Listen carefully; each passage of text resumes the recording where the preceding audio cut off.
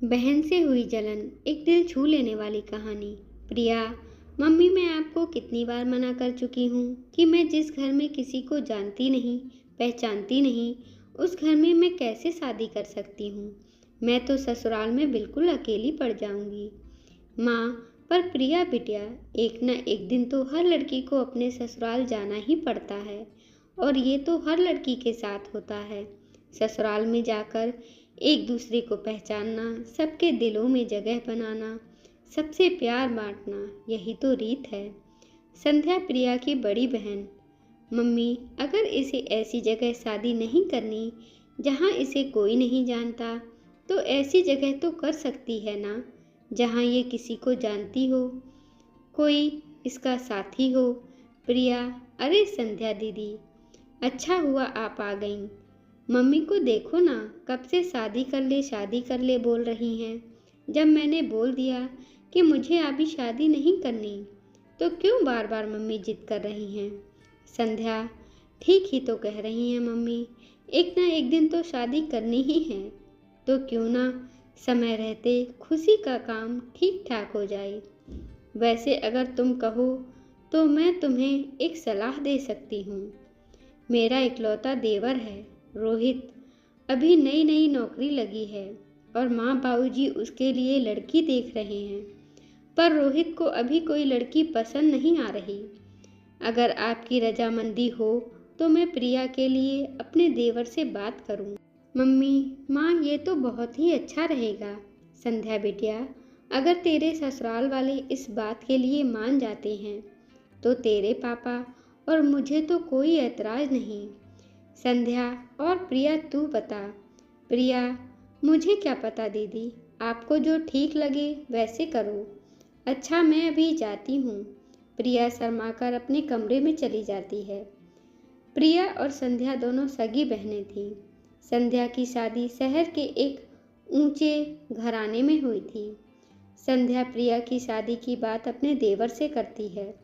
सब लोग इस रिश्ते के लिए मान जाते हैं क्योंकि प्रिया के स्वभाव को सब जानते थे।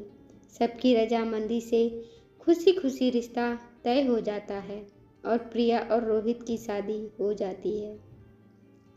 प्रिया नई नवेली दुल्हन बनी, नए नए सपने संजोए अपने ससुराल आती है। सब कुछ बहुत अच्छे से चल रहा था। दोनों बहनें मिलकर खुशी खुशी घर का काम निपटाती। घर का माहौल बहुत ही शांतिपूर्ण था। पर कहते हैं ना, जहाँ चार बर्तन होते हैं वो कभी न कभी बज ही जाते हैं। संध्या की सास प्रिया के स्वभाव से बहुत खुश थी। एक दिन सास का एकादशी का व्रत था। संध्या थोड़ी देर से सोकर उठी, इसलिए प्रिया ने सास के लिए फलाहार की कई सारी चीज़ें बना डाली। ये देखकर सास बहुत खुश हुई। सास, प्रिया बहू, मैं तो धन्य हो गई जो तुम जैसी बहू ऊपर वाले ने मुझे दी। मेरी दोनों बहुएं लाखों में एक हैं। वैसे तुमने तो कितनी सारी चीज़ें बना डाली, मेरा तो पेट अच्छे से भर गया। प्रिया, माँ जी, आपको फलाहार पसंद आया, यह मेरे लिए बहुत खुशी की बात है। अपनी सास की प्रशंसा की हकदार पहले अकेली संध्या हुआ करती थी, पर अब सास का प्यार बँट गया था। प्रिया की तारीफ सुनकर संध्या को अपनी बहन से थोड़ी ईर्ष्या होने लगी, इसलिए उसके व्यवहार में बदलाव आने लगा। प्रिया, संध्या दीदी देखना, मैं कढ़ी बना रही थी। पकौड़े के लिए इतना बेसन काफ़ी रहेगा ना। संध्या, देखो प्रिया, अब तुम मेरी छोटी बहन नहीं हो, तुम मेरी देवरानी हो, इसलिए घर की जिम्मेदारियां सीख जाओ। अब हर समय मैं तुम्हें थोड़ी ही बताती रहूँगी कि क्या सही है और क्या गलत। खुद भी तो बनाना सीखो। और वैसे भी मुझे बहुत सारे काम हैं। आज से पहले संध्या ने प्रिया से कभी ऐसे बात नहीं की थी, पर प्रिया इस बात पर ध्यान नहीं देती। अब तो संध्या अक्सर प्रिया को नीचा दिखाने के लिए कोई भी कसर नहीं छोड़ती थी। एक दिन प्रिया ने गलती से दाल में देसी घी के तड़के की जगह तेल का तड़का लगा दिया, जिस पर संध्या उसे टोकने लगी। संध्या, प्रिया तुम्हें पता नहीं क्या, माँ जी को देसी घी के तड़के वाली दाल पसंद है, फिर तुमने तेल का तड़का क्यों लगा दिया? प्रिया दीदी, वो देसी घी मुझे मिल नहीं रहा था। मैंने पूरी रसोई में देखा, इसलिए मैंने तेल का तड़का लगा दिया। संध्या, 6 महीने तुम्हारी शादी को हो गए हैं। अब तक मैं ही रसोई के सामान की देखभाल करती रहूंगी। तुम्हें भी तो देखना चाहिए। देसी घी हमेशा भंडार घर में रखा होता है। एक बार वहां जाकर देख लेती, कम से कम ये गलती तो नहीं होती। एक बात कान खोलकर सुन लो, यहाँ तुम मेरी बहन नहीं देवरानी हो। कभी ये सोचो कि दीदी दीदी करके तुम मेरी मदद लेके घर में सबकी तरफदारी बटोरती रहोगी और मैं चुपचाप देखती रहूंगी। सास, कोई बात नहीं संध्या बहू, इस पर इतना गुस्सा होने वाली क्या बात है? कभी कभी देसी घी ना हो तो तेल के तड़के वाली दाल खाने में भी मुझे कोई परेशानी नहीं है। और वैसे भी तेल के तड़के में भी दाल बड़ी स्वादिष्ट लग रही है। मुझे प्रिया ने ऊपर से सफ़ेद मक्खन डालकर दिया था, और मखनी दाल तो मक्खन डालकर वैसे ही बहुत स्वादिष्ट हो जाती है। प्रिया की तरफदारी करती हुई अपनी सास को देखकर संध्या गुस्से से भर जाती है और पैर पटकती हुई अपने कमरे में चली जाती है। संध्या ने प्रिया से बात करना भी बंद कर दिया था। इस वजह से प्रिया का मन बहुत परेशान रहता था। संध्या की आंखों पर तो जलन की पट्टी बंधी हुई थी। एक दिन सास, क्या हुआ संध्या, तबीयत तो ठीक है? आज सुबह से सो रही हो। अरे तुम्हें तो बहुत तेज बुखार है। संध्या, माँ जी, मेरा सिर दर्द से फट रहा है, बड़ी घबराहट हो रही है। सास, प्रिया बहू जल्दी आओ, देखो संध्या बहू बुखार से तप रही है और इसने किसी को कुछ नहीं बताया। प्रिया, संध्या दीदी आपने मुझे क्यों नहीं बताया? घबराओ नहीं, मैं अभी रोहित को फ़ोन करती हूँ। वो ऑफिस पहुँचे नहीं होंगे, रास्ते में ही होंगे। प्रिया, हेलो रोहित, आप तुरंत घर आ जाओ।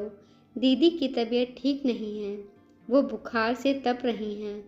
मुझे तो बहुत घबराहट हो रही है। रोहित, घबराओ नहीं प्रिया, मैं अभी आता हूँ, चिंता मत करो। प्रिया दीदी दीदी करके रोना शुरू कर देती है। इतनी देर में रोहित आ जाता है। वो लोग संध्या को लेकर अस्पताल पहुँचते हैं। संध्या का बुखार सिर पर चढ़ गया था। प्रिया अपने मम्मी पापा को भी फ़ोन कर देती है। वो लोग भी अस्पताल पहुँचते हैं। प्रिया रो रो कर डॉक्टर से अपनी दीदी को ठीक करने की बात कह रही थी। प्रिया, डॉक्टर साहब, मेरी दीदी ठीक हो जाएंगी ना? प्लीज़ आप उनका अच्छे से इलाज कीजिए। मेरी दीदी को ठीक कर दीजिए डॉक्टर। 1 हफ्ते बाद संध्या की तबीयत में सुधार आता है और उसे हॉस्पिटल से छुट्टी मिल जाती है।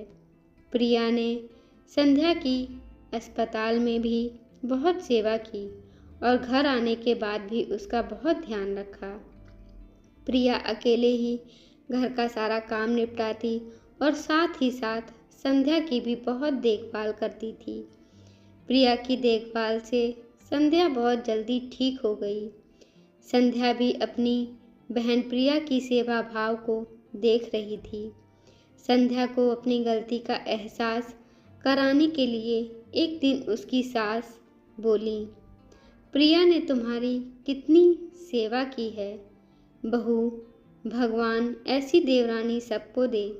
अपनी सास के मुंह से ये शब्द सुनकर संध्या की आंखें भर आईं।